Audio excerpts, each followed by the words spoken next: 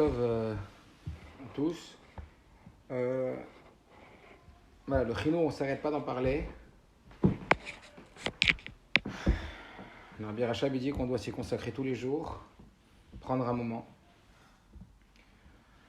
Un véritable moment pour y réfléchir, et c'est un moment qui doit être aussi précieux que le moment où on met tefillin, ou le moment où on fait une mitzvah qui est très chashouva, parce que le chinois, ça ne s'invente pas. C'est quelque chose qui s'apprend, quelque chose qui se réfléchit, et puis quelque chose qui se retravaille en permanence. Il faut demander au Rabbi, c'est quoi les claims dans le chinois? Le Rabbi il a dit qu'il n'y avait pas de klalim dans le chinois. Il n'y avait pas de grands principes. Alors c'est sûr qu'il y a des principes, mais ça veut dire qu'il y a une adaptation permanente nécessaire vis-à-vis de chaque personne que l'on cherche à éduquer. Une introspection de celui qui éduque et une introspection de celui qui est éduqué. D'autant que l'éducation, c'est un véritable défi. Alors non seulement c'est un véritable défi, mais c'est un enjeu d'une extrême importance. Puisqu'imaginez-vous réussir toute votre vie, mais ne pas réussir l'éducation de vos enfants. Imaginez-vous avoir réussi financièrement, spirituellement, c'est pas dans le bon ordre, professionnellement, dans votre couple, mais alors les enfants, c'est une cata. Il y a un papa qui m'a appelé avant-hier, il m'a dit, je t'en supplie. Un monsieur qui a une extraordinaire parnassa, qui a des valeurs, etc. Il m'a dit, je t'en supplie, aide-moi à mettre mes enfants dans une école juive. Ils sont aujourd'hui dans une école qui n'est pas juive. Et mes enfants ont 12 ans, 10 ans, et c'est un fiasco. Alors il peut avoir une super situation, il peut avoir un épanouissement personnel extraordinaire, mais si les enfants ça ne va pas, il n'y a rien qui va. D'ailleurs pour ça qu'on avait dit que le Rabbi bénissait toujours Bnei Chayom Zoné, d'abord les enfants, ensuite la santé, ensuite la parnassa. Ça veut dire que la réussite du chinour de nos enfants est une chose qui est capitale, essentielle, fondamentale. Alors on va réfléchir un petit peu à des outils, on va réfléchir un petit peu à une idée qui est pas simple. Celle du titre de ce soir, c'est « Jusqu'à ce que la flamme brûle par elle-même ». Vous le savez, « Tachlit achinour zeleitraner ». Le but du chinour, le but de l'éducation, c'est l'auto-éducation. C'est d'arriver à pénétrer, alors là on parle de l'enfant, mais on va voir que ça ne parle pas que de l'enfant, c'est d'arriver à pénétrer la personne qu'on éduque jusqu'à ce que cette personne passe à un mode autonome, où c'est elle-même qui devient l'instigatrice de son éducation. Et ça, c'est, on va le voir, Tachlit achinour, le but du chinour. Tachlit achinour zeleitraner. Le but du chinour, c'est pas seulement de dire à l'enfant, quand je dis l'enfant, vous allez voir que c'est encore une fois réducteur, mais en réalité ça parle d'une façon beaucoup plus vaste. Mais c'est pas seulement de dire à l'enfant, d'expliquer à l'enfant, de proposer à l'enfant, etc., mais c'est de faire que l'enfant il va être pénétré jusqu'à ce que de lui-même, eh bien, il intègre et il dynamise cet apprentissage au point que ça soit comme si c'était lui-même qui était l'initiateur de son comportement. Donc, comment on fait? Comment ça marche? Comment faire pour que Shalevet Olam Alea, c'est effectivement une question qui n'a pas qu'une seule réponse, et il serait prétentieux de dire qu'on a la réponse claire, mais des éléments de réponse. Et c'est comme ça qu'on doit avancer. Avec des éléments de réponse, aujourd'hui, ce soir, on va réfléchir à certains éléments de réponse. Une autre fois, vous allez ouvrir des livres sur l'éducation du Rabbi et de la Chassidoute en général, et vous allez découvrir encore d'autres principes. Et puis, vous allez vous fabriquer votre bibliothèque de connaissances en ce qui concerne l'éducation. Et puis, évidemment, tout ce qu'on a appris à la maison, tout ce qu'on a appris, tout ce qu'on a appris à l'école, tout ce qu'on prend partout, jusqu'à fabriquer notre propre conception de l'éducation. Alors, on va commencer avec un point. On va voir quelques 3-4 points ce soir.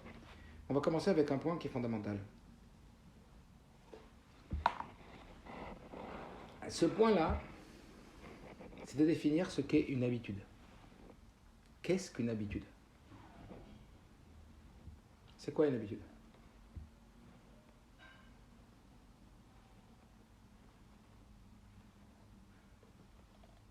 Alors, j'ai fait exprès de laisser quelques secondes pour que vous réfléchissiez, si je devais vous poser la question, et vous pourriez me répondre. Là, comme il y a pas mal de monde, je ne peux pas donner la parole à chacun, mais ça aurait été très intéressant. Je te demande à toi, c'est quoi l'habitude? Et bien comme ça, c'est une réflexion, je n'ai pas dit que c'était la définition, mais c'est une définition possible. L'habitude, c'est en réalité un ensemble redondant de pensées, paroles, actions, émotions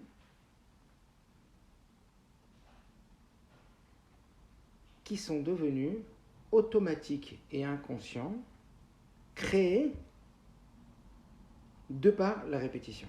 Donc je répète, une habitude c'est quoi?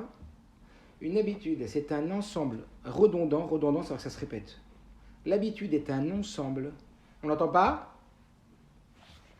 Ah, on fait signe. Ah, je coupe les micros. Oui, c'est de couper les micros, s'il vous plaît. Oui, tout de suite. Voilà, j'ai coupé. Une habitude, c'est quoi? Une habitude, écoutez bien, c'est un ensemble redondant, c'est-à-dire qui se répète, de pensées, de paroles, ou d'actions, ou d'émotions, qui sont devenus automatiques et inconscients de par le fait qu'ils ont été tellement répétés. Ça s'est installé, comme un programme qu'on a installé. Une programmation. Ça, c'est l'habitude. Au point que quand on a installé en nous une habitude, le corps va plus vite et fait mieux que le cerveau.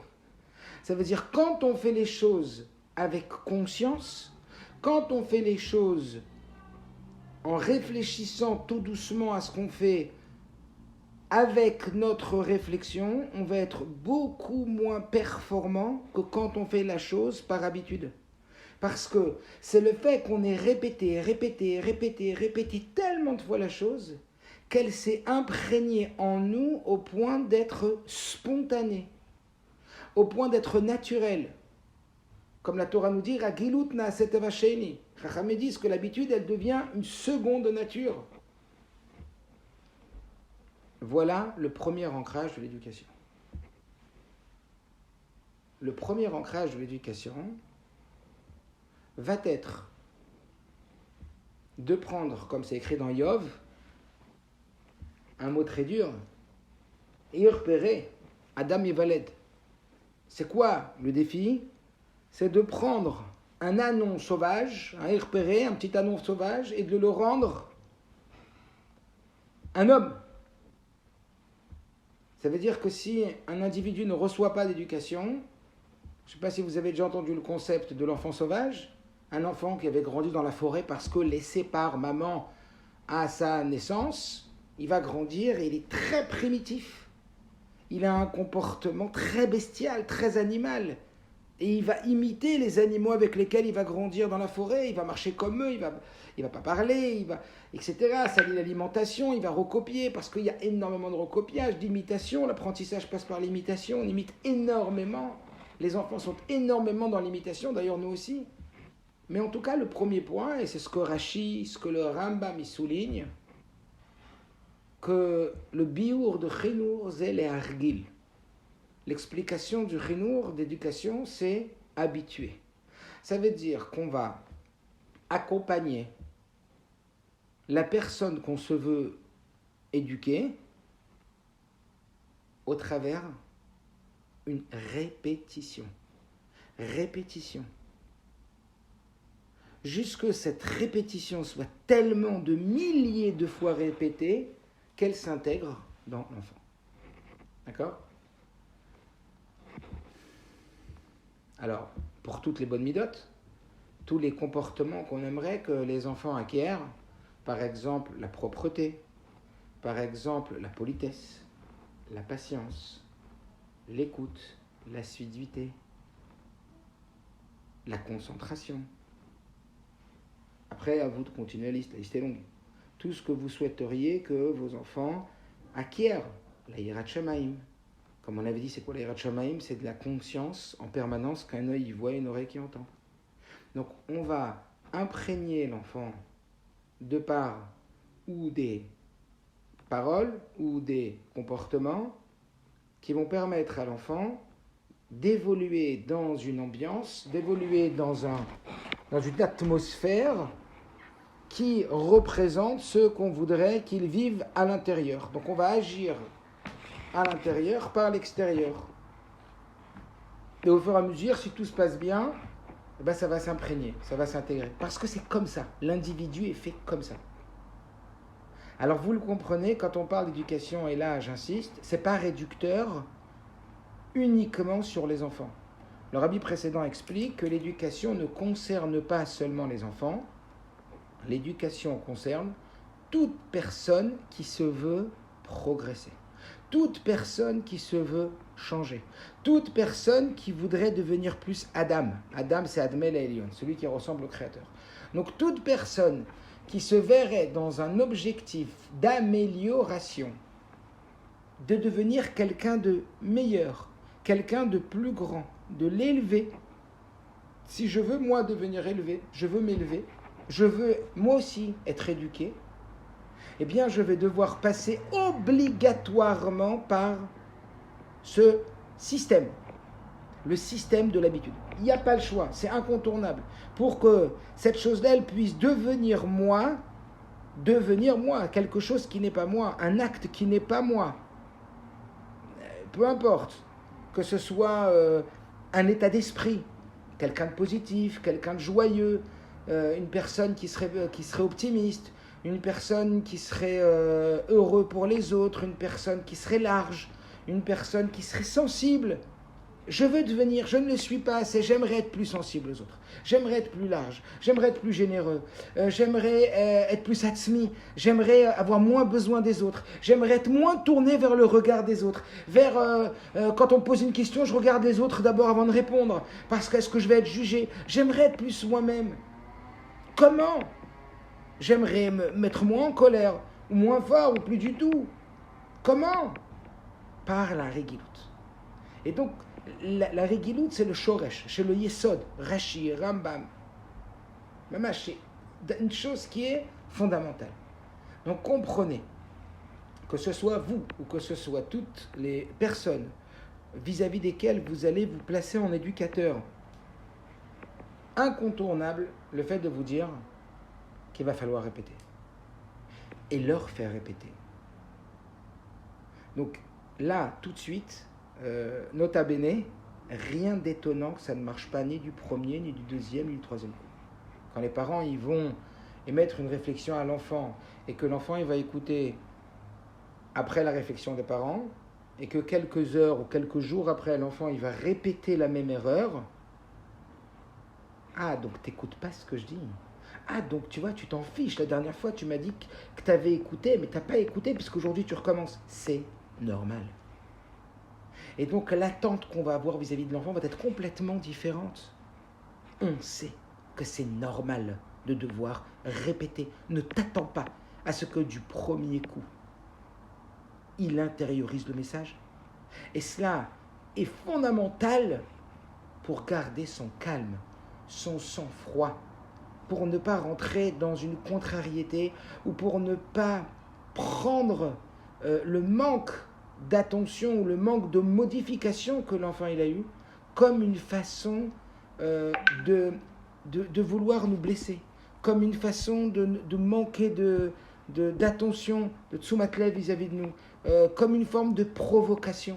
C'est nous qui lisons cette forme de provocation chez l'enfant, quand l'enfant, il va falloir lui répéter je ne sais combien de fois à différents moments de sa vie les mêmes choses. Ah, tu te moques de moi? Non, il ne se moque pas de toi, il est en mode d'apprentissage. Et dans l'apprentissage, c'est de la répétition. Donc il va falloir que tu lui répètes. Il va falloir que tu sois patient. Et cette répétition, si tu t'y attends, si déjà on se positionne dans une certaine posture où on sait qu'on va devoir se répéter, et c'est normal, c'est comme ça l'éducation. eh bien on va être beaucoup moins frustré, on va se sentir beaucoup moins atteint dans son amour propre, on sent beaucoup moins qu'on se moque de nous, que c'est comme un pied de nez qui nous fait, c'est une chutzpah. Non, c'est adher. Donc, c'est pas moi, c'est pas de moi qui se moque. C'est normal, ben oui, regarde-toi quand tu veux changer. Est-ce que c'est du premier coup que tu arrives à te changer? Est-ce que c'est du premier coup parce que tu as décidé d'être calme que tu veux devenir calme? Est-ce que c'est parce que tu as décidé d'être bienveillant avec les gens que tu vas le devenir du premier coup? Mais non. Comprenez comment est fabriqué l'humain. Parce que c'est de par le fait de comprendre le système, la constitution de l'humain et de sa modification. Parce que oui, un humain est modulable. On l'avait déjà dit à la conférence, au cours de la dernière fois sur le créneau. On avait dit l'éducation, c'est de la transformation. L'enseignement, c'est un apprentissage. L'éducation, c'est une transformation. Il est évident que l'éducation, c'est l'emblème de l'espoir qu'on peut changer et que l'humain est fait pour changer. L'homme est né un ânon sauvage et il va devenir un adulte éduqué. Maintenant, bien dissocier le fait que on va devoir répéter et que l'enfant n'est pas en train de se moquer de nous. À l'image que moi j'ai décidé de changer certaines choses, Dieu sait combien je travaille sur ça et combien de fois je vais réussir et pas réussir, jusqu'à ce que ça va devenir à l'intérieur de moi, ça va s'imprégner dans mon système inconscient, ça va s'imprégner dans un système à l'intérieur de moi qui est automatique. J'ai plus besoin maintenant de faire cet effort pour y arriver, vous comprenez? Ça, c'est un point qui est fondamental. C'est le premier point. Donc définir l'habitude, on a défini l'habitude. Ensuite, on a dit pourquoi parler d'habitude? Parce que l'habitude est l'enjeu peut-être qui marque un des points majeurs de l'éducation, des autres et de soi-même. N'oubliez pas, l'éducation n'est pas seulement pour nos enfants, mais l'éducation se vaut être le message d'espoir pour toute créature, tout humain se voulant s'améliorer, se voulant s'élever, être tiré vers le haut, être plus proche de Adam, Admé la Elion, celui qui ressemble au Créateur. Ça, c'est le troisième point. Donc on comprendra qu'il va falloir beaucoup de patience pour les éducateurs. Il va falloir bien intégrer cette notion et donc prendre ce recul qui nous permettra de nous dissocier d'un quelconque moquerie de cet enfant, de cette personne qui n'y arrivera pas du premier coup. Ça, c'est le premier point. Alors, le deuxième point, c'est celui qu'on va creuser un peu plus. Est-ce que ça suffit? Est-ce que ça suffit, en termes d'éducation, de répéter verbalement, comportementalement, ce que nous souhaitons que l'autre devienne? Bon, on pourrait dire oui. On pourrait dire que oui. À condition qu'on soit toujours derrière lui, ou plutôt devant lui. On le voit bien, et nous tous, qu'il y a parfois des enfants qui ont un comportement exemplaire, ou qui ont un comportement de qualité, lorsqu'ils sont face à papa et à maman. Lorsqu'ils sont face au moré. Mais lorsqu'ils ne sont pas face au moré, lorsqu'ils ne sont pas face à papa et à maman, est-ce qu'ils ont le même comportement? Est-ce qu'ils ont les mêmes agissements? Est-ce que le système est passé? Est-ce que l'apprentissage et est-ce que le comportement est devenu maintenant leur propre comportement? Ça, c'est, on va dire, un autre défi.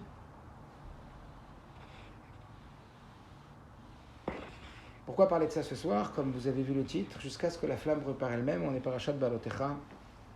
Et la parashat Balotecha, elle nous parle de Aaron à Cohen, qui après avoir eu la sensation d'être privé, de ne pas pouvoir emmener un cadeau, Mishkan, les korbanot que les Nessiim, que les princes ont ramenés dans la parasha de la semaine dernière, dans la parashat Nassau, où on a pu effectivement entendre la Torah se répéter 12 fois sur les offrandes que ces princes offraient pour le Mishkan à Dieu, et savoir que cette répétition est là pour nous, évidemment, pour nous transmettre un message très puissant que tout individu, même s'il répète cet acte-là, ou même s'il est identique chez de nombreux individus, eh bien ce qu'on va apporter à Kadosh Baruch Hu a une valeur inestimable. Comment on voit la Torah être avare, tellement avare, sur chaque mot, sur chaque halakha, qu'une halakha, elle va prendre que 2, 3 mots, 4 mots, 5 mots, comme le lait et la viande, que c'est écrit dans la Torah, 5 mots, 3 fois, mais c'est les mêmes mots, pour nous parler tellement d'halakhot. Et là, on va nous répéter tant et tant de versets, pour nous dire que chaque individu, et chaque effort de chaque individu, doit être pris d'une façon très très sérieuse, très très très chachouv. Que chacun de nos efforts est tellement important, et même s'ils se répètent, et même s'ils se ressemblent, ils n'en perdent en rien leur valeur inestimable. Voilà que Aaron va voir justement que les Nissi'im, que chaque prince a offert ses sacrifices pour l'inauguration du temple, et puis lui il dit, ah ouais, et moi j'ai pas, j'en supplie, et moi j'ai pas le droit. Ah, il est jaloux Aaron. Pourtant Aaron oev shalom, odev shalom, oev et abriot, ou mekorvan la Torah. Aaron c'est quelqu'un qui aime la paix, qui poursuit la paix, qui aime les créatures, qui les rapproche de la Torah. C'est un homme d'amour. C'est celui dont on a dit qu'il était le seul et sa descendance à pouvoir rendre le lépreux lépreux parce que c'est le seul qui le fait avec amour. Il est plein de hava, il est plein d'amour pour les autres. Comment Aaron il va avoir un élan de jalousie à ce moment-là? Il va voir les princes et il va dire oh là, moi je suis jaloux, pourquoi moi j'ai pas amené les corbanotes alors qu'ils ont amené, moi j'ai rien amené. Et Dieu va lui répondre, toi ce que tu vas recevoir c'est encore plus que. Parce que on va dire que des objets les plus sacrés dans le Mishkan, eh bien ça va être la menorah, puisqu'on sait que tous les ustensiles ont été fabriqués par la main de l'homme, et le seul qui a été fabriqué par la main de Dieu, eh bien c'est la menorah. Celui que Moshe, il a dit à Dieu que c'était très difficile à faire, Dieu lui a dit jette ce bloc d'or et il est ressorti la menorah. Donc c'est vraiment Maaseh Elohim, c'est une action de Dieu sur lequel Dieu il va dire à Aaron, c'est toi qui vas avoir le srout d'allumer la menorah. Que toi tu vas avoir encore plus que. Alors quoi? Aaron il a été jaloux et Dieu il a nourri, il a alimenté la jalousie de Aaron en lui octroyant plus que les autres. Alors quoi? La Torah elle prohibe ou la Torah elle conseille la jalousie? En fait, il y a deux sortes de jalousie. Il y a la jalousie négative et la jalousie positive. La jalousie négative, c'est lorsque l'on voit quelqu'un qui a quelque chose que nous n'avons pas. Et quand on le voit avec cette chose-là, on dit « Waouh, pourquoi lui? Pourquoi lui, il aurait ça? Hein? Qu'est-ce qui vaut que lui, pourquoi lui, il est mieux que moi ?» Ça veut dire que quand nos yeux ils convergent vers l'autre, quand on regarde l'autre, et qu'on voit ce qu'il a, et il y a une sensation de jalousie, alors cette jalousie, elle est très négative. On est en train de se demander, qu'est-ce qu'il a fait de spécial pour avoir ça, celui-là? Pourquoi? Il est mieux que moi, lui? Pourquoi il aurait ça? Donc, à partir du moment où notre attention est portée sur l'autre, et ce qu'il a, et la légitimité à ce qu'il est, ce qu'il a, ça, c'est une jalousie Shem Shmo, que la Torah réprouve au plus haut point. Parce que s'il l'a, c'est que Dieu, il a trouvé bon qu'il doit l'avoir. Donc pour se défaire de ce sentiment de jalousie, il va falloir rentrer dans la Emouna et se dire, attends, tout celui qui donne à chacun, c'est uniquement le Créateur. Donc si Dieu, il lui a donné à ce moment-là à lui, c'est que lui, il en avait besoin pour sa mission. Mais moi, je sais que Dieu, tu fais bien les choses. Moi, je sais que chacun, il a ce qu'il a besoin d'avoir pour réussir dans sa vie. Et donc ça va énormément atténuer, calmer cette sensation de jalousie qui risque d'y avoir. Il y avait un jeune homme, je me rappelle, en terminale, il y a quelques années, il est venu me voir, il m'a dit, j'ai un vrai problème. J'ai très honte de vous le dire et j'ai trouvé ça très très beau de sa part. Il m'a dit, voilà, j'ai honte de vous le dire, mais je vais vous le dire, je suis jaloux de mon cousin. Parce que mon cousin, on est très proches, mais lui, il est mieux que moi, il plaît plus que moi, il étudie mieux que moi, il fait plus du business que moi, il réussit plus que moi. Je suis jaloux de lui, comment je fais? Magnifique. D'avoir déjà cette honnêteté, cette vérité, de reconnaître qu'il peut y avoir un sentiment de jalousie. Maintenant, la question, c'est comment traiter ce sentiment de jalousie. Comment s'éduquer sur ce sentiment de jalousie. Alors, en vérité, en quoi Dieu a vu la jalousie de Aaron d'un bon œil, bien parce que Aaron, quand il a vu les Nessiim offrir, alors il les a pas jalousés à eux, en disant pourquoi eux ils ont. Mais plutôt Aaron, il a jalousie avec la bonne jalousie. Parce qu'il y a une bonne jalousie, c'est quoi? Je suis content pour eux. Je suis très content. Et moi aussi, j'aimerais bien. Moi aussi, je veux arriver à ce niveau-là. Alors, pas seulement de jalousie financière ou de jalousie de réussite sociale ou de réussite professionnelle, même spirituelle. Kinat sofrim darbe chokhma. Qu'est-ce qui va te permettre de devenir plus grand? Qu'est-ce qui va multiplier ta chokhma, les sages disent? Kinat sofrim. Quand tu vas voir une personne en face de toi qui travaille ses midotes de façon exceptionnelle ou qui a des midotes de grande qualité, tu dis, purée, mais qu'est-ce que moi aussi je voudrais avoir cette mida? Ça veut dire que c'est ça qui va multiplier ton effort et ton travail pour arriver à avoir ce que lui aussi il a. Donc la Torah, elle regarde avec un œil ultra positif de voir les bons côtés des autres à condition que tu diriges ton attention non sur l'autre mais sur toi. Vous comprenez? Quand je dirige mon attention sur l'autre au travers de la jalousie, c'est quelque chose qui va mener forcément à du négatif. Quand je converge mon attention, quand je converge mon effort, quand je converge ma vision de tiens, ce que moi je vais apprendre de lui, comment moi je pourrais devenir comme lui, comment moi je pourrais devenir comme lui, comment moi je pourrais avoir la même chose que lui là. Mais c'est ça qui va te faire grandir. C'est ça qui va te rendre meilleur. Sois entouré de gens meilleurs et tu deviendras meilleur. Les gens qui te fréquentent le plus ont une influence énorme, énorme. Comme on le sait avec la paracha où on a vu que Korach, quand il a fauté, les tribus qui étaient autour de Korach, Oy les Shreno, Oy la Racha et les Shreno. On sait très bien l'influence qu'il y a autour de nous. Alors quand Aaron, il a comme ça ce sentiment, il a un sentiment très positif, il dit, oh là là, qu'est-ce que c'est beau qu'ils aient offert ces corbanotes, qu'est-ce que moi aussi j'aimerais faire, qu'est-ce que moi aussi, alors dis, t'inquiète pas, t'as envie de faire, je vais te donner à faire. Et là, il allume la menorah. Et là, il allume la menorah, et la paracha nous dit, Be'alotecha. Et puis très bizarrement, au lieu de nous dire Béa de la Kacha, lorsque tu allumeras, on parle d'allumer. Dieu va donner à Aaron ce privilège extraordinaire d'allumer la menorah. Et d'allumer la menorah, c'est ces flammes qui vont allumer le monde entier. Quand on sait que la chassidoute explique que la flamme est en réalité la représentation de la neshama. Les neshamot. Donc en vérité, le rôle d'Aaron, ça va être de s'occuper de ces neshamot, de s'occuper de cette lumière qui va monter vers le haut. Et qu'est-ce que bizarrement Dieu va utiliser comme terme pour parler de l'allumage de la menorah? Be'alotecha, et pas badlakecha. Pas lorsque tu allumeras, lorsque tu élèveras, on parle d'élever, élever un enfant, élever une personne, élever une âme. S'élever soi-même. Est-ce que vous comprenez? Qu'est-ce que ça veut dire élever? Hein? Qu'est-ce que ça veut dire élever quelqu'un? Alors Rachid dit, élever quelqu'un,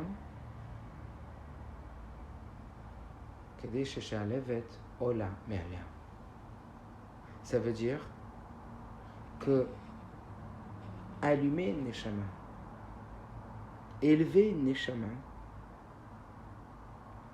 c'est le secret de la menorah. Voilà pourquoi les âmes sont comparées aux bougies. Ner Hashem, Nishmat Adam, les sages nous disent. La bougie de Dieu, c'est l'âme de l'homme. C'est le secret du chinour. C'est le secret de la neshama. Alors, tu sais comment ça se passe pour élever une neshama? Pour élever un enfant, ou pour t'élever toi-même, pour élever ta neshama? Pour t'éduquer?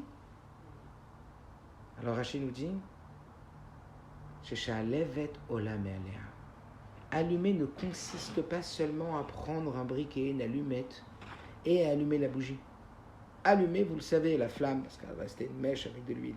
Allumer consiste à rester en attente devant cette flamme, en tendant le feu, jusqu'à ce que la flamme prenne par elle-même. Éduquer veut dire, je dois rester près de l'enfant et près de cette notion que je cherche à transmettre à mon enfant jusqu'à ce que le feu y prenne par lui-même. Donc l'éducation, c'est ça. L'éducation, c'est de me casser la tête, de trouver des hatsaot, de trouver des solutions. Cette demi-heure, ce temps que le Rabbi Rachab nous demande d'impartir chaque jour, vous comprenez bien que ce n'est pas à nous casser la tête de nous demander quelles sont les valeurs essentielles que nous devons transmettre à nos enfants. Ça, c'est évident que c'est déjà clair dans notre esprit. Seulement, ma question va être comment je vais faire pour l'éduquer. Et ça veut dire quoi? La Torah, elle vient nous apporter ce qu'on risquerait d'oublier. La Torah ne vient pas nous dire ce qu'on sait par nous-mêmes. La Torah vient nous dire ce qu'on risquerait nous à ne pas faire. Ça veut dire, tu risquerais de croire que l'éducation, c'est d'allumer ton enfant. Tu risquerais de croire que l'éducation, c'est de la transmission. Tu risquerais de croire que l'éducation, c'est de transmettre le flambeau. Pas du tout. C'est pas ça l'éducation. T'y es pas. L'éducation, c'est juste que la flamme, elle brûle par elle-même. Jusqu'à ce que lorsque les parents, ils auront le dos tourné, jusqu'à ce que le rabbi, il aura le dos tourné, jusqu'à ce que ton rab, ton mashpia, ta mashpia, elle aura le dos tourné, jusqu'à ce que toutes tes copines, elles auront le dos tourné, les gens qui te regardent. Qu'est-ce qu'on fait quand on est entre amis et quand on est avec quelqu'un qu'on respecte? Comment on fait comment on se comporte quand on est devant nos parents ou pas devant nos parents? Le but unique de l'éducation, c'est pas un mieux dans l'éducation, vous comprenez? Ça serait pas bien. Imaginez pas. Oh, moi j'aime bien que mes enfants ils parlent bien, ils soient polis, ils soient propres, ils soient respectueux, ils soient investis dans la tfila, ils soient bienveillants, ils soient gentils, ils soient pas violents, pas vulgaires. Quand je suis devant eux. Après quand je suis pas devant eux, qu'ils fassent ce qu'ils veulent. Vous imaginez des parents comme ça? Non, moi, c'est juste quand je suis là. Parce que moi, ça monte les nerfs, j'en peux plus. Puis quand je les vois pas, je les vois pas. C'est pas jamais de la vie. C'est pas ça. Donc, comprenez que c'est pas un hidour, c'est pas un embellissement, c'est pas une option. C'est le Icar, c'est tout le Inyan. L'histoire avec Abraham Ishmael, tant qu'Abraham est en vie, Ishmael, il se tient, garde à vous. C'est après. Après, waouh. Ah, donc ça veut dire qu'on peut avoir Abraham et on peut avoir un éducateur comme ça extraordinaire. Qu'est-ce qu'on va nous apprendre? Pourquoi? C'est quoi la aura? Attention, le cassement de tête, il va pas seulement être qu'est-ce que je dois transmettre, mais il doit être comment transmettre pour que l'enfant, il adhère de lui-même. Pour que l'enfant, il décide que ça devient sa mida. Au point qu'il se l'est approprié, au point d'être sa propre mida, son Dieu à lui, comme c'est écrit, Zekeili ve'anveu, Elokei avi ve'romimeneu. Elokei avi, Rabbi explique, quand c'est le Dieu de mon père, alors aromimeneu, il est haut, il est loin de moi. Je vais à la synagogue parce que mon père, il a un Dieu, c'est le Dieu de mon père, alors de façon tacite, ça devient mon Dieu à moi. Mais je me sens pas proche de lui. Alors Elokei avi, si c'est le Dieu de ton père, aromimeneu, il est très loin de toi. Et tu sens pas, de par toi-même, ce kécher. C'est quoi le but? Ze keili ve'anveu. Le but, c'est avec ce pronom démonstratif de dire Zé, le voici, Keili, mon Dieu. Si Zé Keili, si c'est plus le Dieu parce que c'est mon père qui m'a dit que j'avais un Dieu, mais parce que moi-même c'est devenu mon Dieu, c'est ma croyance, c'est plus la croyance de mon père, c'est ma croyance à moi, c'est devenu moi qui y crois. Alors Anveu, c'est quoi Anveu? Ani Veu. Lui et moi, on n'est plus qu'un seul mot. Lui et moi, on n'est plus qu'Anveu, on n'est plus qu'une seule chose. Elokei avi ve'romimeneu, tant que tu vas à la synagogue, tant que tu vas au séminaire, tant que tu vas à la yeshiva, tant que tu vas à un cours, parce que on t'a dit d'aller. C'est pas toi. Ah, ça me saoule, ça me fatigue, bon, j'y vais, ok. Non. Elokei avi ve'romimeneu, ze keili ve'anveu. Le but, c'est que ça devienne eux-mêmes. Alors comment on fait? Comment on fait? Comment on fait pour que ça vienne nous-mêmes? Vous comprenez? J'ai vraiment mis le dagesh pour qu'on ressente vraiment que c'est pas un hidour. Alors, quelques petits points pour réfléchir à comment faire. En tout cas, la première chose qu'on va sortir de là, c'est que si le Rabbi Rachab il dit qu'on doit se prendre la tête, excusez-moi des mots, on doit se préoccuper, on doit investir du temps dans le chinour tous les jours, c'est sur ça qu'il faut investir du temps. C'est sur cette nekuda. Comment je vais faire pour mes enfants, pour que ces enfants-là, ils attrapent et ils le vivent par eux-mêmes.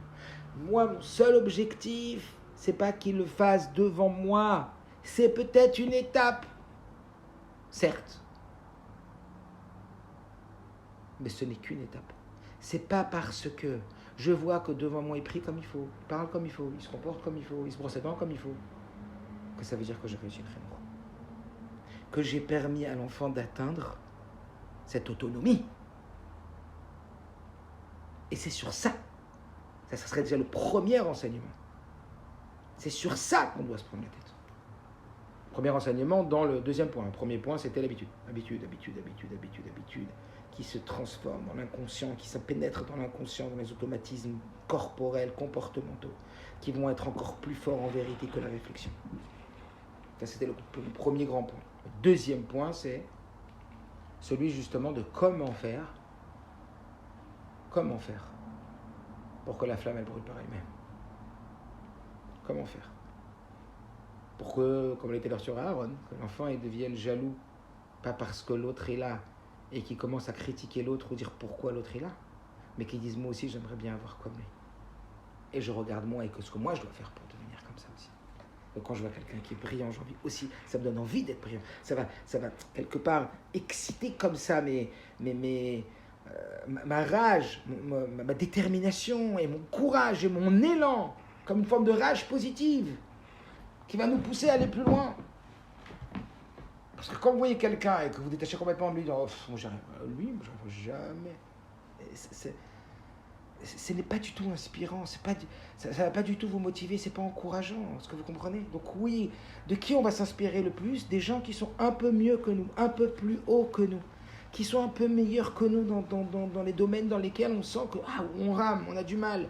Mais quand on va voir qu'eux, ils ont réussi, on va dire, ben voilà, s'ils ont réussi, moi aussi je vais réussir. Alors j'y vais. Puis ça me donne envie, parce que j'aimerais moi aussi être aussi délicat. Je sais pas, quand vous voyez des gens qui... je sais pas, vous devez certainement en avoir, et essayez de réfléchir. Des gens autour de vous qui vous donnent envie. Dans leur comportement, dans leur kavana, dans leurs intentions, dans leurs agissements, dans leur massim, dans leur façon d'être. Ils vous donnent envie. Chouette. Ah non, pas de jalousie. Si, ça c'est la bonne. Parce que c'est celle qui va t'inspirer en disant voilà, moi aussi je vais travailler, il a travaillé, moi je vais travailler. Ou il n'a pas travaillé, c'est naturel, moi je vais travailler. Alors comment on fait? Comment on fait pour éduquer? Comment on fait pour faire que l'enfant, ça va venir de lui-même? Shalevet olam alea. Alors le point, évidemment qu'il y a plein de points et c'est pas du tout réducteur, enfin, c'est pas limitant ce que je vais dire, ça c'est juste des idées à travailler, mais qui me paraissent être très très importantes. C'est d'abord ce que l'Admour Azaken il explique. Que l'Admour Azaken il dit dans l'Écoute Torah que c'est quoi ce lien de Chanukah à Mizbeach, l'inauguration, Chinour, avec Aaron à Cohen, la flamme qui brûle par elle-même. Comment on fait pour éduquer? C'est comme une flamme. Vous avez déjà approché une flamme à l'autre? Lorsqu'une flamme elle approche une autre flamme, c'est attiré. Ça veut dire que la solution pour éduquer une personne, pour que ça vienne par elle-même, c'est pas de lui imposer uniquement, alors oui, peut-être dans un premier temps, comme on a parlé d'habitude, mais surtout pas en rester là, mais l'attirer. Ce qu'on appelle Hamshachat Alev. Créer Hamshachat Alev. Et toute notre préoccupation, tout le tracas qu'on doit avoir, tout l'investissement dans le temps qu'on doit donner pour réussir l'éducation de nos enfants, ça doit être ce leitmotiv. Comment je peux créer chez mon enfant une Hamshachat Alev, c'est-à-dire, je vais le traduire en français, un désir du cœur, une attirance du cœur, une envie du cœur d'adhérer à cette valeur. d'adhérer à ce comportement. Voilà dans quoi on doit investir toutes ses forces. Ça veut dire, évidemment qu'on doit être dans la clarification de ses objectifs et la clarification des valeurs. Parce que je me rappelle d'un papa, il me disait, voilà, moi j'ai une jeune fille, mais voilà qu'elle a 14 ans, elle a commencé à parler avec un garçon, et je suis hyper troublé que ma fille ait commencé à parler avec un garçon. Je suis très très dérangé, et ils se sont rencontrés, ils se sont vus justement après le confinement, et il m'a appelé, il était hyper perturbé. Je dis, mais quelles sont vos visions à vous personnelles? Il dit, ouais, en vérité, nous, c'est vrai, hein, on n'est pas entier, quoi. On vit à deux vitesses. Donc je vous l'avoue, c'est sûr que si nous, les enfants nous voient vivre à deux vitesses, ça va tenter les enfants de vivre aussi à deux vitesses. Ça veut dire qu'on a un pied dedans, un pied dehors. Donc évidemment, nos enfants, quand ils ont l'âge de l'adolescence, quand ils ont l'âge de se poser des questions par eux-mêmes, c'est compliqué. Donc évidemment qu'on a des exemples vivants. Évidemment que nos enfants, ils nous regardent tellement, et qu'ils nous regardent, j'ai presque envie de dire, essentiellement dans les domaines dans lesquels vous pensez ne pas être regardés. Mais le point sur lequel on va travailler ce soir, c'est pas le lien de Dougma Chaya, bien qu'il est fondamental, d'exemple vivant, mais c'est le lien d'être doeg de Amshachat Alev. Comment je pourrais faire pour habituer mon enfant? Comment je pourrais faire pour que ensuite, quand j'ai habitué mon enfant, eh bien l'habitude, elle se digère en lui jusqu'à se pénétrer pour devenir une partie de lui-même véritablement. Amshachat Alev. Ma préoccupation, ça va être de me dire, qu'est-ce que je vais trouver pour l'attirer? Qu'est-ce que je vais trouver pour lui donner envie? Et voilà que Shlomo Ameler nous cite ce verset sur lequel tant et tant on parlait au niveau du Chinour, c'est peut-être le passouk du Chinour. Chanor la nahar alpi darko, vegam ki askin lo yasom memena. On en vient au sujet. Traduction. Chanar la nahar alpi darko. Éduque le jeune homme dans son chemin. Pas dans ton chemin, dans son chemin.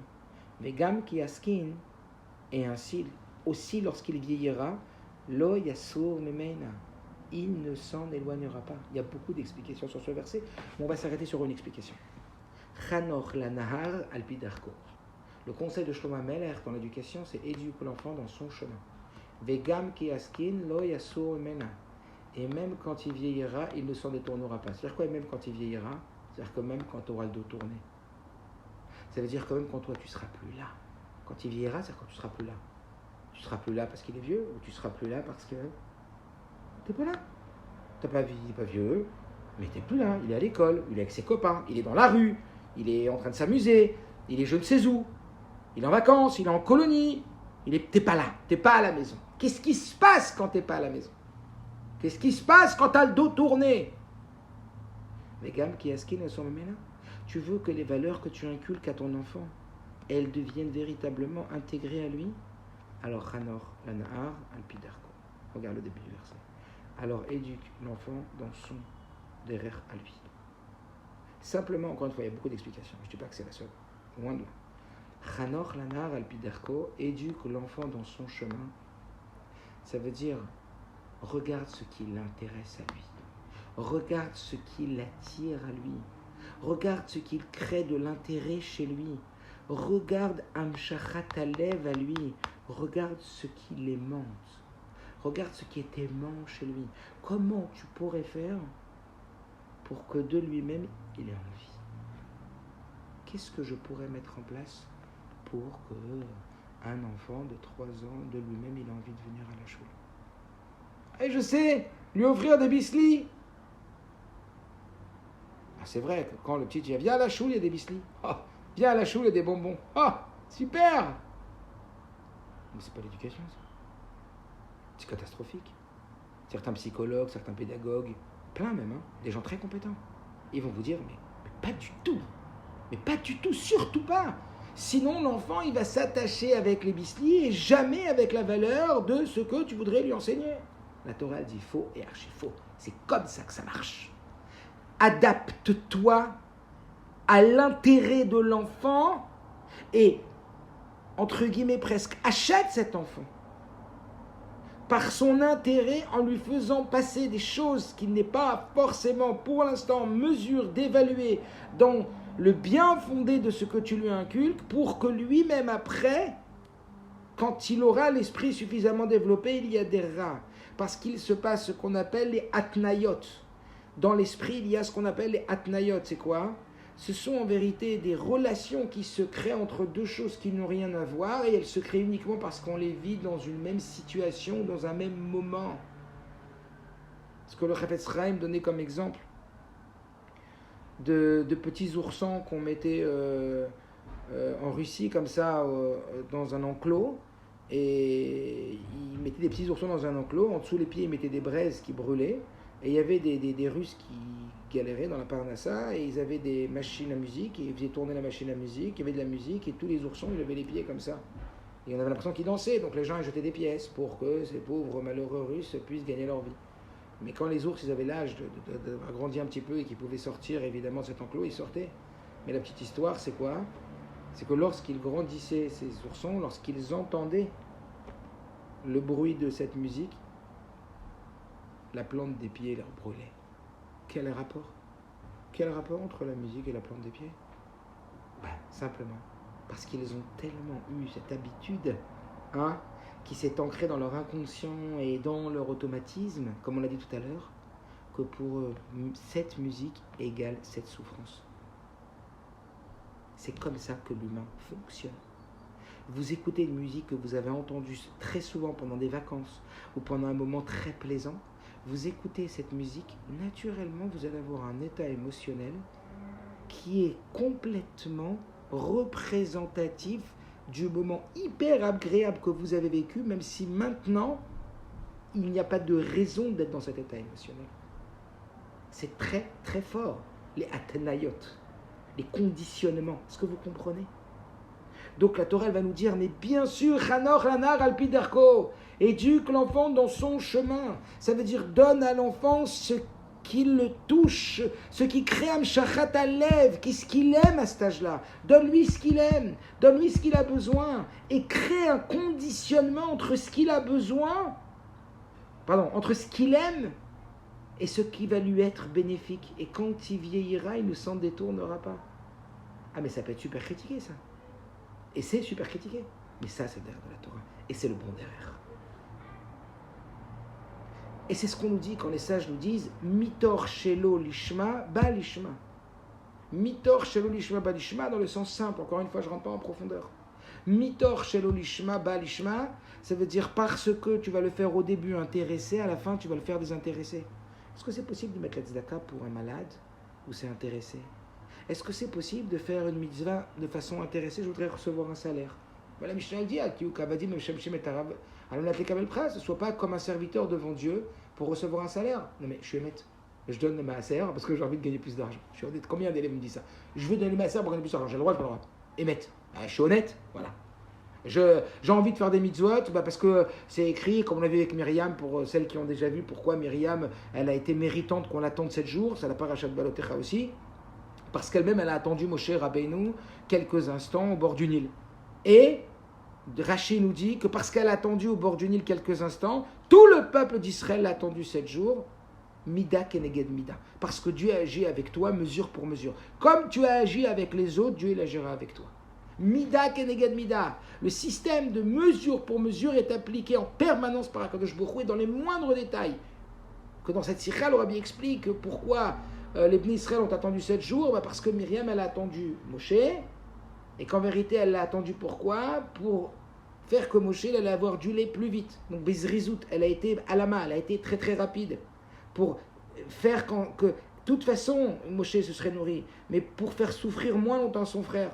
Et on nous dit que pourquoi aussi le camp d'Israël ne s'est pas levé, n'a pas voyagé, a attendu Myriam 7 jours, parce que sinon il aurait fallu attendre la fin du voyage pour qu'elle commence à 7 jours. Donc de la même façon que Dieu, il n'a pas voulu pénaliser, que Myriam, elle n'a pas voulu faire attendre un tout petit peu son frère de manger, Dieu n'a pas voulu faire attendre la guérison de Myriam un tout petit peu. Donc Mida Kenegan Mida, même dans les timings. Donc est-ce que j'ai le droit, moi, quand je fais du bien, parce que Mida Kenegan Mida, j'ai envie qu'il m'arrive du bien, je fais du bien. Je suis honnête. Je fais des choses, c'est bien ou c'est pas bien ? Est-ce que la Torah l'interdit? C'est hypocrite, c'est pas honnête, c'est pas émet, c'est pas sincère, c'est pas l'ishma. Commence par ça. Parce que quand tu vas commencer par ça, tu vas être margil, tu vas t'habituer. Ragilut, on a dit là, c'est avacheni.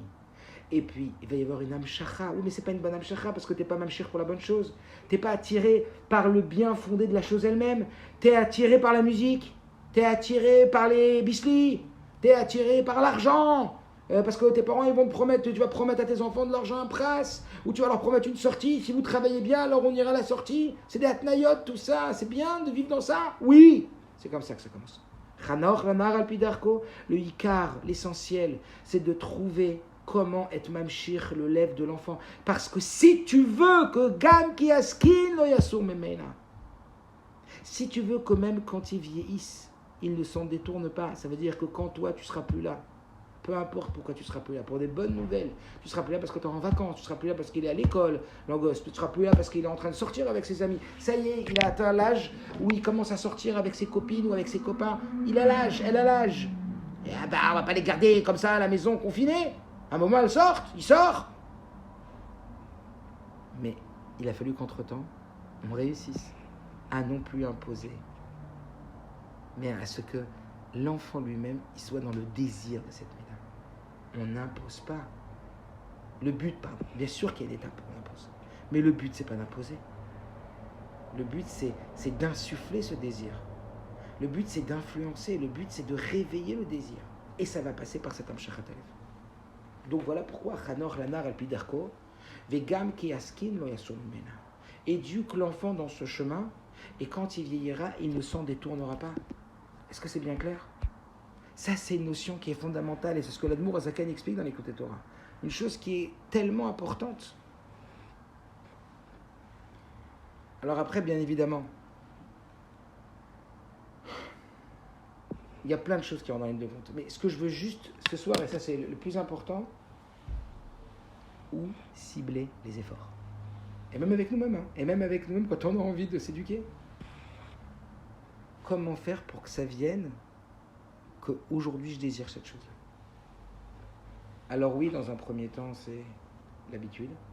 Dans un second temps, c'est l'amshachat alev, d'attirer.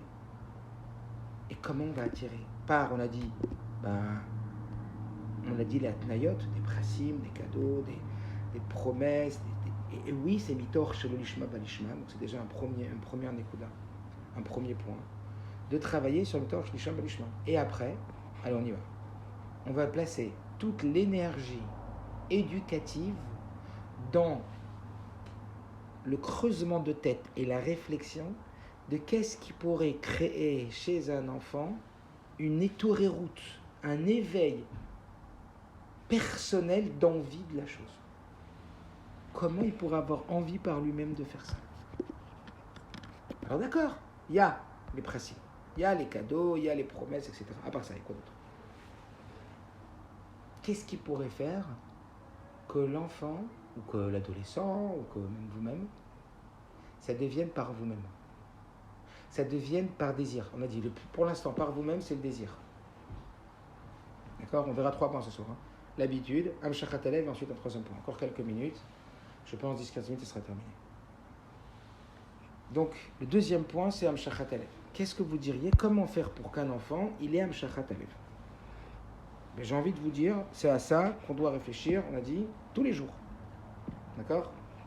Tous les jours. Comment je pourrais faire pour que mon fils, ma fille, elle aime amshachat alev? Que ça l'attire. Comment je pourrais faire pour l'attirer à cette chose-là? Pas pour lui imposer uniquement et d'une façon dictaturale et tout. Non, non. Amshachat alev. Alors d'accord, les principes. Petit 1, les principes. Les cadeaux. Ok. Ensuite, quoi d'autre? Quoi d'autre à part les cadeaux? Alors je vais donner des petites des petites idées. Après, Adraba, le but, c'est d'ouvrir. Vous comprenez? Le but, c'est que voilà, si vous voulez partager avec plaisir. Mais voilà, c'est ça qu'il faut chercher. Si vous demandez c'est quoi mon investissement dans l'éducation, c'est ça. Alors par exemple, il y avait cet éducateur qui a écrit au rabbi, c'était un très très grand moré, qui a écrit au rabbi et qui a dit au rabbi, voilà rabbi, je comprends pas, je suis un moré par passion et pas par devoir. Vous savez, les morés par devoir, c'est ceux qui ont besoin de parnassa. Par passion, c'est ceux qui aiment et qui vivent dans l'éducation et qui, voilà, ça ne dérange pas du tout d'avoir une parnassa parce qu'il faut qu'ils aient une parnassa pour vivre bien. D'accord? C'était comme l'histoire de... Après, je ne sais plus exactement, enfin, je revois, c'était l'Admour Azaken, où sa maman, quand on lui a demandé comment elle a eu un fils comme l'Admour Azaken, elle a dit, si je ne me trompe pas, hein, mais il faudrait que je revoie l'histoire, ça fait longtemps que je l'ai vu cette histoire, qu'elle a vu son enfant un jour qui est rentré de l'école, qu'il sentait qu'elle n'avait pas bien appris la Torah, elle a été voir le moré, elle a dit au moré qu'est-ce qui se passe, et le moré, elle a senti qu'il n'allait pas bien, elle lui a demandé qu'est-ce qu'elle a, et le moré, il a dit que sa femme, elle avait fait une crise à son mari, et qu'ils étaient donc un peu en conflit, et que la raison pour laquelle le conflit avait jailli, c'est parce que justement la rabbinite, sa maman, de l'Admour Zaken, elle avait reçu un beau manteau en cadeau, et qu'elle elle était un peu jalouse de ce manteau, et elle disait ouais, pourquoi la femme du rabbi a un beau manteau comme ça et moi j'ai pas un beau manteau comme ça. Et quand elle a entendu ça, alors tout de suite elle a enlevé son manteau, elle a dit prends le manteau, offre-le à ta femme et éduque bien mon enfant. Ça veut dire adef, jusqu'où il faut se donner pour que les morim soient des bons morim pour nos enfants. En tout état de cause, réfléchir à ce Amshachat Alev. Donc il y avait ce moré qui avait une distinction de voix, il a écrit au rabbi, il a dit moi je suis moré par vocation, pourquoi ma voix elle s'est éteinte comme ça, pourquoi je ne peux pas enseigner aux enfants, c'est bien dommage alors que c'est ma vocation. Et le rabbi, après évidemment lui avoir souhaité une prompte guérison et avoir beaucoup d'empathie comme le rabbi l'a toujours, il lui a ensuite dit peut-être que vous parlez trop en classe, peut-être que l'idée c'est de laisser parler les enfants, peut-être que l'idée c'est de les rendre acteurs de leur savoir, mais bien sûr, si quand je vous parle ou quand je vous pose des questions, vous n'êtes pas du tout la même. Quand je vous dis, je vous donne des vérités, et puis je vous dis, qu'est-ce que vous pensez tout de suite, vous êtes interpellé, et ça vous plaît, parce qu'Adam Karov et Tselatsumo, un homme, il est proche de lui. Quand est-ce qu'il va être intéressé? Vous voulez intéresser vos enfants, arrêtez de leur dire des vérités, posez-leur des questions. Et au travers des questions, amenez-leur la vérité. Posez des questions aux enfants. Interpellez, rendez-leur acteurs de leur savoir. Rendez-les, qu'on les rende, ces enfants-là, la source de l'apprentissage, parce que quand l'apprentissage il sort de l'enfant, eh bien, évidemment que l'enfant il va faire un avec cet apprentissage, puisque ça sort de lui. Et un homme, il est intéressé par lui-même. Il a envie d'avoir de la valeur, surtout un enfant, il a besoin d'avoir de la valeur de ses parents. Donc quand l'enfant, il va lui-même être mis en avant, mais c'est évident qu'il va être attiré par la chose. Vous voulez qu'une personne vous aime? Vous voulez parler avec une personne et qu'elle vous aime? C'est pas compliqué. C'est très facile. Pour qu'une personne vous aime, c'est très facile. Allez la voir, parlez avec elle, et demandez-lui de vous parler d'elle. Plus une personne, elle parle d'elle, plus elle va vous aimer. Mais pourtant, c'est d'elle qu'elle a parlé. Pourquoi elle vous aimera vous? Parce qu'une personne, elle aime tellement quand elle parle à l'autre, et que l'autre, elle se fait écouter par l'autre. Est-ce que vous comprenez? Ça veut dire qu'Adam Karovet Selatzmo, un homme, il est proche de lui. Donc si un enfant, en vérité, on le fait parler, c'est pas nous qui parlons. Bah allez, on fait un chiour, alors on va étudier aujourd'hui. Hein, et tu lui fais toute la chira, tu lui parles. Ça le gave, ça le saoule, c'est pas lui. Par contre, fais une ligne, deux lignes. Qu'est-ce que tu en penses de ça? Qu'est-ce que tu vois à ça? Un enfant qui pose des tonnes de questions, c'est un enfant que forcément, vous allez voir qui suit au chiour, qu'il a un enthousiasme. Parce que l'enthousiasme, c'est que c'est lui qui est le déclencheur de son apprentissage. Donc bien sûr, deuxième point, pour Alam Shachat Alev, rendez les enfants le plus possible acteurs de leur savoir, acteurs de questionnement, acteurs de leur apprentissage. Et pas seulement, encore une fois, en termes de savoir, mais aussi en termes de comportement. Posez-leur des questions. Qu'est-ce que tu penses de se comporter comme ça? Qu'est-ce que tu penses de ce comportement-là? Et plus vous êtes dans la question, et mieux c'est. J'embraye tout de suite avec ce troisième point, qui est, je crois que je l'avais déjà dit, mais je ne suis pas sûr. Un enfant, il fait une bêtise. Il fait une grosse bêtise. Ben, si vous allez le sermonner, lui crier dessus, il va se sentir complètement rejeté. Et au contraire, on verra après, ces deux derniers points, les incidences que ça peut avoir. A l'inverse, si vous prenez l'enfant et vous l'amenez dans la chambre, évidemment, ça prend un peu plus de temps, mais encore une fois, le Morzakan dit mieux vaut un chemin long et court qu'un chemin court et long. C'est-à-dire mieux que ça prenne un petit peu de temps, pas mal de temps au début, et qu'après ça soit acquis, que ça soit jamais acquis et qu'on revienne toujours à la case départ. Donc on le prend dans la chambre, et puis au lieu de le juger et de le sermonner, on lui demande qu'est-ce que tu penses de ce que tu as fait? Dis-moi, qu'est-ce que tu penses de ce que tu as fait? Outre le fait qu'on le fait passer du coupable au juge, parce que quand il a fait quelque chose de mal et qu'on lui crie dessus, on lui montre qu'il est coupable. Donc il s'identifie au coupable. Donc il devient coupable. Et comme en réalité, sans le savoir, l'image que vous avez de lui est plus importante à ses yeux que l'image qu'il a de lui-même, même s'il défend vis-à-vis de vous son image, en vérité, il pense que vous avez plus raison que lui. Et donc, l'idée, c'est que même s'il va se défendre, c'est vous qui avez raison à l'intérieur de lui, parce que papa et maman savent mieux que moi. À l'inverse, si on va, au lieu de rendre coupable l'enfant, c'était pas le but, puisque le but c'est quoi? C'est qu'il adhère par lui-même à cette vertu, qu'il adhère par lui-même à ne plus faire, à plus avoir ce comportement. Donc on va aller dans la chambre et lui dire, dis-moi, qu'est-ce que tu penses que tu as fait? Est-ce que tu peux être juge sur... Est-ce que tu peux évaluer toi-même ce comportement? Pas toi, le comportement. Évidemment, déjà, vous l'avez sorti déjà une boule de la gorge, une boule des ventres. Waouh! Ben, au début, il va dire, je sais pas. Évidemment, il va fuir parce qu'il sait que c'est son comportement. Non, non. Tu sais, on va pas lâcher. Ben, à la fin, l'enfant, il va dire, ouais, je sais que c'est pas bien ce que j'ai fait. Et qu'est-ce que tu penses que t'as... Et si quelqu'un t'avait fait ça, comment t'aurais réagi? Mais là, on est en train de lui créer une amshachatale parce qu'on l'a pas rendu coupable. On l'a amené à la solution.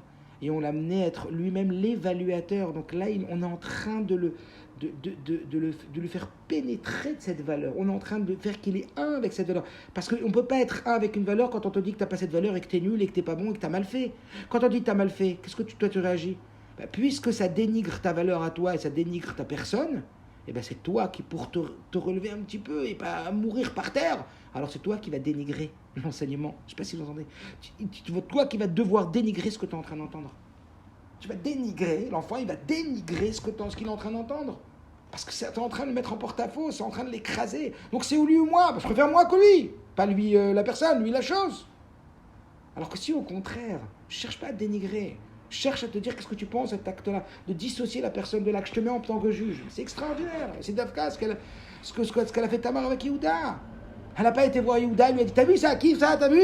Elle a dit qu'ils reconnaissent. Extraordinaire. Troisième point, c'est justement de...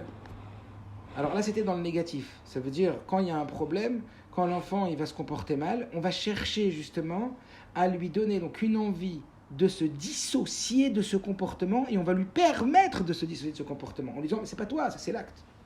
Troisième point, c'est en réalité ce qu'on appelle le hidoud. Le hidoud, c'est, on va dire que l'habitude, c'est comme si on nourrissait un enfant. On le fait manger, comme les oies, on les gave. Allez, tu le répètes.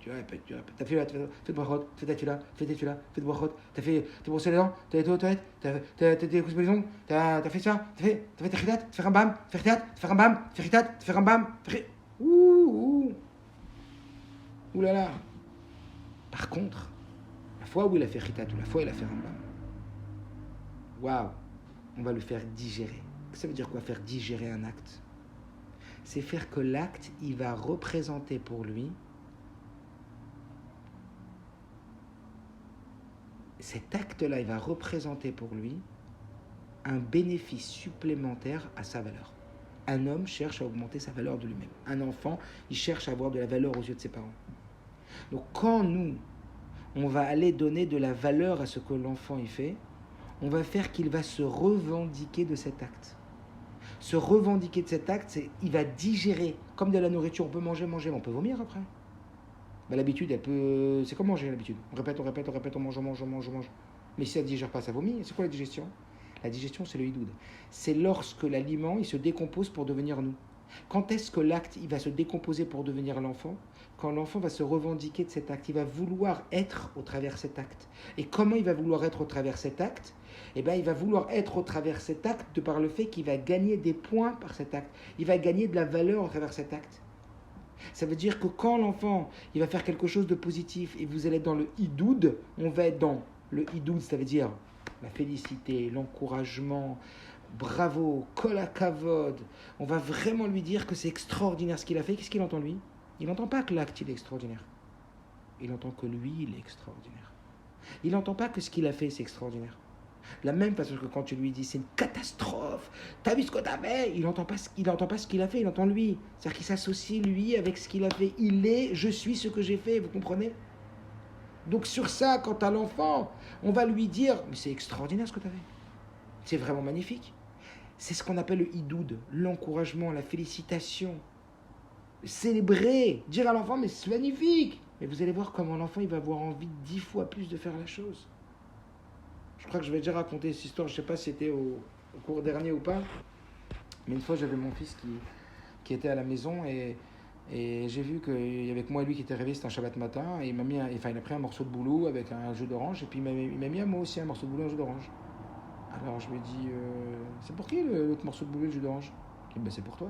Je dis, quoi, je t'ai rien demandé, t'as pensé à moi, t'as mis le morceau de boulot et le jus d'orange? Il m'a dit, bah oui. Je lui ai dit, mais tu sais que je suis épaté. Comment t'as pensé à moi et t'as pensé à mettre un jus d'orange et un morceau de boulot? Tu sais que tu m'as choqué. Mais je suis émerveillé, quoi. C'est extraordinaire ton Beth Israël. Alors comme à l'époque on était avec mes enfants, on était 8 à la maison, et ben, je suis parti, je sais plus où, je suis revenu au bout de 5 minutes, je suis monté, je sais plus où, je suis redescendu, et qu'est-ce que j'ai vu? Ben, ouais, sur la table, il y avait 8 morceaux de boulot avec 8 jus d'orange. Ben oui, un morceau de boulot, un jus d'orange, ça lui a fait gagner une valorisation de l'être. Mais évidemment qu'il en a mis 8. Est-ce que vous comprenez? Donc troisième point dans le développement de Hamshachat Alev, c'est valoriser le plus possible. Valoriser le plus possible. On va créer une Hamshachat Alev, on lui donne envie d'eux parce que, encore une fois, l'acte négatif, on n'a pas envie de se revendiquer. Donc quand tu le dissocies de l'acte négatif en lui disant « Qu'est-ce que tu penses de cet acte-là » Mais en vérité, c'est très bien que c'est pas bien. Alors si c'est pas que c'est pas bien, tu vas lui parler de cet acte. Tu vas lui montrer comment il est pas bien. En lui disant « Dis-moi, si on t'avait fait ça, toi, comment tu aurais vécu la chose ?» et là, tu vas élever une conscience. Mais encore une fois, c'est cette conscience qui va s'approprier, qui va faire que même quand tu auras le dos tourné, même quand tu vieilliras, il ne s'en détournera pas. Parce que tu as créé une amshacha, la chose. Donc, soit dans le négatif et dans le positif. Dans le positif, c'est quoi? Lui faire gagner des points dans la valorisation de son être. Ne soyez pas avare en compliments dès qu'il y a un petit truc bien chez l'enfant. Un petit effort, plus l'effort que l'autre chose bien. Parce que s'il a l'habitude de faire quelque chose bien facilement et que tu lui fais des compliments, ça ne vaut pas tellement. Mais il faut que ce compliment il soit bâti sur un effort. Le plus petit effort qu'il soit,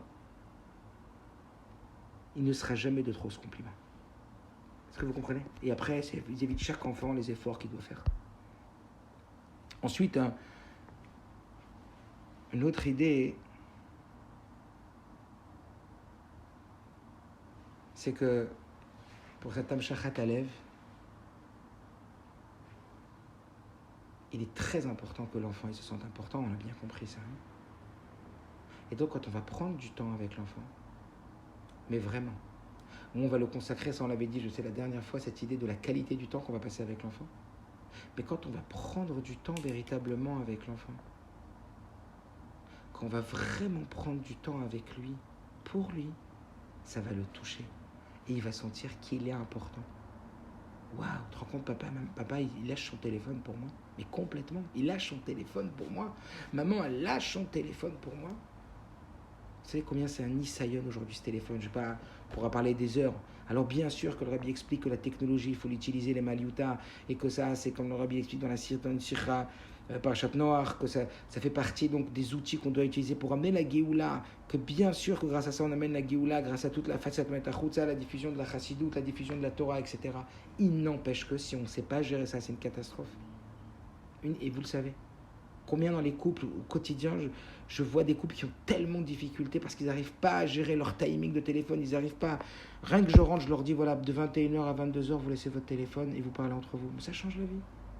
Il y en a un comme ça qui m'a appelé, un jeune couple, il m'a dit j'arrive pas, c'est très tendu avec ma femme, c'est à couteau tiré, etc. Et je dis alors comment ça se passe? Raconte-moi le programme de la soirée, raconte-moi le programme quand vous êtes ensemble. Il me dit c'est vrai que je suis beaucoup trop au téléphone. Alors on a essayé de parler, de dire là, il faut faire des zmanim, il faut arrêter le téléphone, il faut arrêter d'être non-stop. Outre le fait, sachez, que de regarder les notifications, psychologiquement aujourd'hui, médicalement, c'est reconnu, Badoukou Menoussé, qu'à chaque fois que vous avez une notification, vous êtes en train de faire quelque chose et que vous regardez cette notification, elle vous distrait, elle crée du stress. Elle crée du stress, mais le stress il est minime, mais multiplié par le nombre de notifications que vous avez dans la journée. C'est comment le stress ça crée? Tu es en train de travailler, hop, la lumière s'allume, hop, notification. Donc ces chercheurs-là, ils disent qu'il faut retourner le portable, il faut faire ce que vous avez à faire, et toutes les demi-heures, vous regardez votre portable. Vous fixez que toutes les demi-heures, vous regardez votre portable. Pendant une demi-heure, je ne regarde pas mes WhatsApp. Parce que les gens, ils sont toute la journée en train de faire quelque chose, et en même temps, ils sont dans le WhatsApp. En train de voir, il faut répondre tout de suite. Faut répondre. Puis quand tu réponds tout de suite, on te met un point d'interrogation. On va où? Mais non, tu tournes ton portable, tu n'as plus qu'à faire, ça rabisement à 100%, tu tournes ton portable, tu travailles, c'est ce que tu as à faire. Tu es avec ton enfant, tu es un quart d'heure avec ton enfant, 20 minutes, tu vas raconter une histoire. Ça y est, tu tournes ton portable. Quand vous êtes avec votre enfant, vous n'êtes pas avec les autres. Et ça donne énormément de valorisation à l'enfant. l'enfant il se sent chachouv.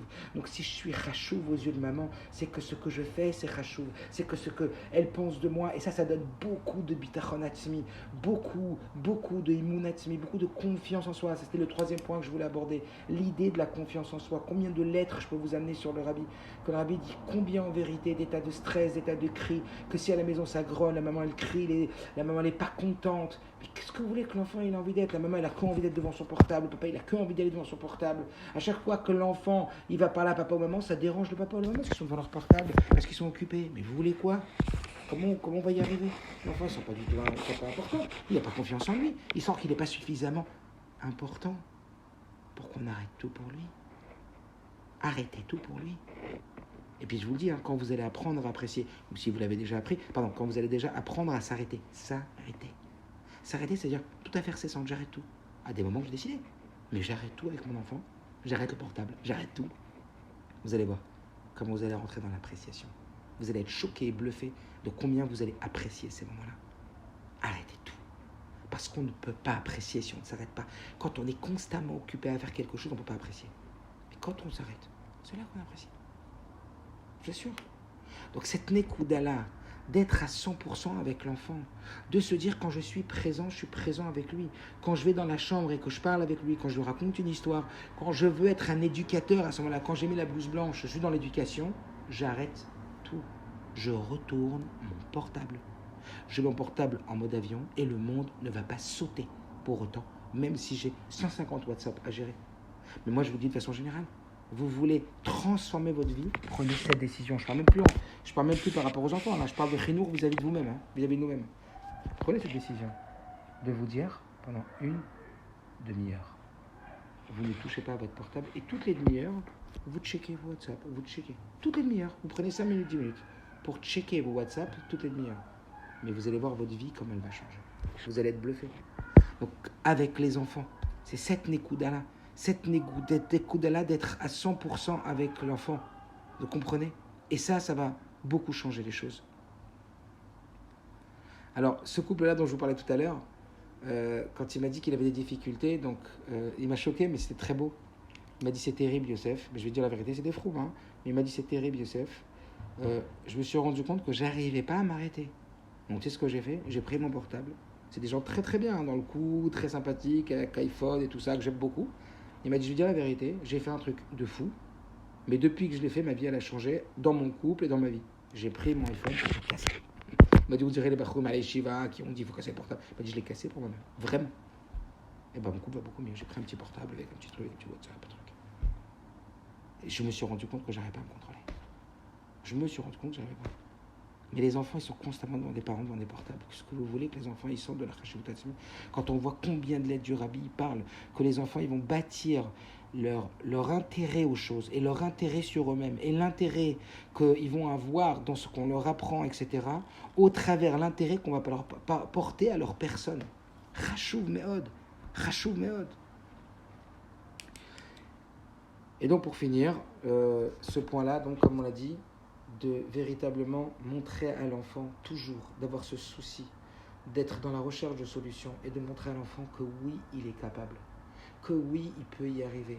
Ce dernier point qui est fondamental du bitachon atzmi, donc qui est lié avec votre transition, ce qu'on a dit, que comment on montre avant tout de la confiance et de la valeur à l'enfant, et quand on accorde toute notre attention à l'enfant, à des moments, je n'ai pas dit toute la journée, à des moments particuliers. Et grâce à ça, alors véritablement, c'est beaucoup plus bénéfique de dire à un enfant ce qu'on veut qu'il soit plutôt que de lui dire ce qu'on ne veut pas qu'il soit. Un enfant qui va grandir dans une ambiance où ça crie, où maman elle crie et papa il dort. Un peu cette caricature, mais imaginez un enfant Shabbat, papa il dort, il mange, maman elle crie sans arrêt parce qu'elle n'a pas rangé la maison. Qui a envie de rester dans cette maison? Rappelez-vous cette histoire de la dame qui passait devant le rabbi. Elle a dit au rabbi que Dieu préserve mon enfant, il est parti à Manhattan avec plein de copains, ils habitent là-bas, il a tout lâché Torah Mitzvot, qu'est-ce que je fais? Complètement perdu. Le rabbi il a dit changez l'atmosphère de la maison. Mettez de nouvelles salades, une autre ambiance à la maison et faites revenir votre enfant à la maison. Elle ne se doutait même pas que l'enfant allait l'accepter. Après du temps, il l'a accepté. Mais après, il est resté. Parce qu'en vérité, c'était pour une ambiance. dans une atmosphère, évidemment, il n'y a pas Amshachat Alev, on ne désire pas être, où c'est pas fait avec le désir, où il n'y a pas l'Amshacha, quand il n'y a pas le désir, que c'est pas aimant, que c'est pas agréable, que c'est pas sympathique, que c'est pas rigolo, que c'est pas souriant, que c'est pas simcha, que c'est pas ludique. Qui a envie de vivre et qui a envie de reproduire ce schéma? Qui a envie? Il y avait comme ça un coup, je me rappelle dans une des formations que j'avais fait Chal Shlomo sur les couples, on racontait qu'il y avait un homme qui avait une toute petite kippa comme ça, qui s'était marié avec une femme qui était très très froum. Alors la fille, elle était très très froum, elle était balai de chouva. Alors on sait pas, chouva, très froum, etc. Et lui, il était né un ashkénaze qui était dans la religion, etc. Mais lui, il traînait le pas, alors ça commençait à mal se passer. Elle allait vers le haut dans la Vodat Hashem, lui allait vers le bas, c'était très très contradictoire. Et puis ils sont partis voir le Rav pour Shlom Bayit. Elle lui a dit, mais quoi, je me suis marié avec un froum de naissance, moi je croyais, mais voilà, il met pas le titi, des fois il enlève, des fois il met, il est pas sérieux, il fait rien, il fait quoi, non, non, non. Après, il a parlé au mari, il a parlé avec la femme, il leur a demandé c'était quoi leur, voilà, d'où ils venaient. Puis il s'est rendu compte que la femme, elle était Balchouva, et elle connaissait pas la Torah Mitzvot. Et puis un jour, elle est partie chez son oncle, qui était dans un Yishuv, et dans le Yishuv en Israël, c'était hyper lébédique, hyper sympathique. C'était, vous savez, comme dans les Yishuvim, tous les enfants autour de la table, ça danse, ça chante, ça raconte des sipurim, c'est joyeux, c'est frêleur. Waouh! Et le mari, lui, il a vécu dans une Torah hyper hostile, une Torah de critique, t'as pas fait ta tefila. Il lui a dit, mon père, comment il me déchirait le matin quand je ne me levais pas pour aller à la tefila. Mon père, il me déchirait quand je faisais pas Birkat Amazon comme il faut. À chaque fois, il regarde, t'as fait Birkat Amazon, t'as bien fait. Ah, t'as fait n'importe comment, t'as encore avalé des mots, tiens. Ah bah c'est évident, tiens. À chaque fois, tu fais les... etc. Mais quoi? Cet homme, ce rab de Shalom Bayit, il a dit à cette femme, mais c'est un miracle que votre mari ait encore une petite kippa sur la tête. C'est un S. Vous savez quelle hostilité, quelle négativité il a vécu au travers cette Torah. Elle n'a rien à voir, cette hostilité, avec la Torah. Mais c'est comme ça qu'il a vécu. On vit avec l'atmosphère. N'oubliez pas les conditionnements, les atnayot. On vit avec l'atmosphère dans laquelle on vit la chose. On ne regarde plus la chose, on regarde dans quelle atmosphère on l'a vécu. Cette femme, c'est normal que vous aimez Torah Mitzvot. Vous l'avez fait par vous-même. Vous aviez Amshachat Alev. C'est venu de vous-même. Vous avez vu des gens qui dansaient, des gens qui chantaient. Si à la maison, il y a toujours de la musique. Si à la maison, c'est Rov Roubam 90% du temps de la simcha. Et on essaye de ne pas faire sans arrêt des critiquer, au contraire, et de ne pas grogner, mais d'essayer au contraire de dire, tiens, au lieu de dire ce que j'ai pas envie, je vais dire ce que j'ai envie. Je vais aller tout doucement, je vais répéter, je sais, sans m'énerver. Je vais faire attention. Et puis je vais me reposer parce que, évidemment, je parlais de ça avec un papa tout à l'heure. Quand on est stressé, quand on est fatigué, on offre le moins bon de nous-mêmes aux autres. Quand on sait se reposer un petit peu, je sais que c'est pas évident avec le confinement, le travail et tout, mais quand on sait ne pas traîner jusqu'à 3h du matin pour rien devant son portable, ou 2h du matin pour rien, et on sait qu'on a besoin de ces 7 heures de sommeil, et quand on va aller faire ces 7 heures de sommeil, et on va s'obliger à éteindre son portable à minuit, ou à minuit et demi, et qu'on va se lever à 7h, et on sera beaucoup plus frais. Et quand on est beaucoup plus frais, on est bien meilleur avec les autres, on a une meilleure constitution, on a un meilleur moral, une meilleure mentalité. Est-ce que vous comprenez? Donc ça fait partie d'un tout, que les enfants y vivent dans Amshachat Alev, que les enfants y vivent dans cette ambiance positive, mais en même temps que l'idée c'est de montrer aux enfants, et ça c'est le dernier point, j'ai fini, on va te montrer que tu es capable d'y arriver. On ne va pas te signaler à chaque fois que tu es incapable. Ah, t'as vu, tu n'y arrives pas. Ah, t'as vu, tu es incapable. Ah, t'as vu, tu as fait n'importe quoi. Ah, t'as vu, avec tout ce que j'ai dit, tu n'as pas réussi. Arrêtons de souligner ce qui n'est pas bien. Soulignons comment faire pour que ça aille bien. Et pas seulement pour que ça aille bien, mais pour que toi, tu aies envie, que tu sois attiré par que ça aille bien. Amshachat Alev. Ayons confiance en l'enfant, n'oubliez pas. Le rabbi dit que pense bien, tout ira bien, marche aussi dans le chinour. Si tu penses bien de tes enfants, si dans ta tête tes enfants ils vont devenir des tzadikim, ils vont devenir des tzadikim. Si dans ta tête tes enfants ils vont devenir quelque chose de bien, ils vont prendre tes bonnes midotes. Si tu penses bien, l'enfant il vit et il vibre avec ce que profondément tu as comme image de lui. Parce que c'est cela qu'on retransmet sans s'en rendre compte dans notre intonation, dans la façon de leur parler, dans la façon de vivre. Est-ce que vous comprenez que si on a toujours peur que nos enfants ne soient pas bien, on va être en tension permanente, on a toujours peur, il va devenir, qu'est-ce qu'il va devenir? Et donc on transmet nos peurs, on bâtit notre éducation sur les peurs de ce qu'on n'a pas envie qu'ils deviennent, et sauf, on les repousse. Sauf, on les fait vivre dans une situation très très négative, très tendue. Donc voilà, c'était, je vais en dire plus, mais merci Hachem sera la prochaine, que merci Hachem on réfléchisse à tout ça, que ça reste dans votre tête, en tout cas les 3 grandes Nekudot. La première Nekudot, c'est l'habitude. La deuxième Nekuda, c'est Amshachat Alev. Et ça, c'est le Ikar de notre travail. Donc le Ikar, c'est les habitudes. Amshachat Alev, comment faire pour avoir Amshachat Alev? Comment être moi de meilleure constitution pour donner envie? Donner envie. Toute la journée. Comment je peux faire pour donner envie? Et troisième Nekuda, c'est Bitachon Atzmi. Montrer à l'enfant qu'il est capable, montrer à l'enfant qu'il est mourchar, montrer à l'enfant qu'il le peut, montrer à l'enfant que vous croyez en lui. Tout ce que vous donnerez comme croyance en lui va bâtir sa propre confiance en lui, c'est-à-dire son estime de lui, et ça veut dire que lui-même il va se recharger, que quand ça sera difficile, en moment des tempêtes, au moment où il sentira qu'il n'y arrivera pas, bah dites-vous bien que quand dans la vie il y a des moments où on sent que c'est difficile, on sent qu'on n'y arrive pas, si on a eu des parents confiants en nous, eh ben, c'est au moment où ça va mal, où c'est difficile dans notre vie, où on a un isayon, où c'est compliqué, on a un coup d'Yetzirah ou un coup de fatigue, eh ben, que cette confiance, elle va nous porter. Cette confiance que nos parents ont misée sur nous, par le fait de nous donner de l'importance, par le fait qu'on ait lâché le portable, de nous regarder, par le fait d'être avec nous, par le fait de nous dire « j'ai confiance en toi, j'ai confiance que tu vas y arriver, je te dis juste que ça c'est mal, je t'explique que ça c'est pas bien, mais j'ai confiance en toi ». Eh bien, cette confiance, elle va nous porter. Si papa et maman, ils ont confiance en moi, ça veut dire que je peux avoir confiance en moi. Si papa et maman, ils n'ont pas confiance en moi, ça veut dire que je peux avoir confiance en moi. Et c'est quand tout va bien, il n'y a pas besoin de ça. Il y a besoin quand ça va pas, quand c'est difficile, quand j'ai un coup de fatigue, quand j'ai des mauvaises notes, ou quand j'ai de mauvais résultats, ou quand j'ai raté un chidour, ou quand ma vie, elle a eu un problème. Ça veut dire qu'on ne se rend même pas compte que toute notre vie, on va porter la confiance qu'on a mis dans nos enfants. Par le fait que j'ai confiance en toi, ça veut dire que j'ai le droit d'avoir confiance en moi. Alors que tout ça, merci Hachem, amène la Géoula petite Vachlema. Et n'oubliez pas, tout ça c'était 1%, et 99% c'est de prier tous les jours pour nos enfants. Teilim tous les jours pour nos enfants. Demandez dans la tfila à Dieu qu'il aide pour le chinour. Parce que tout, Minashamayim, Siata Dishmaya, c'est l'aide du ciel. Chinour avant tout, c'est l'aide du ciel. Donc demandez à Kadosh Baruch Hu, n'oubliez pas tous les jours de prier avec beaucoup de kavana et demandez à Kadosh Baruch Hu, je t'en supplie, Hachem. Aide-moi pour le chinour de mes enfants et moi je vais faire de mon mieux. Ça amène la gueule une petite vache lema, des bonnes nouvelles. Voilà, c'est fini. Je vais regarder juste les questions.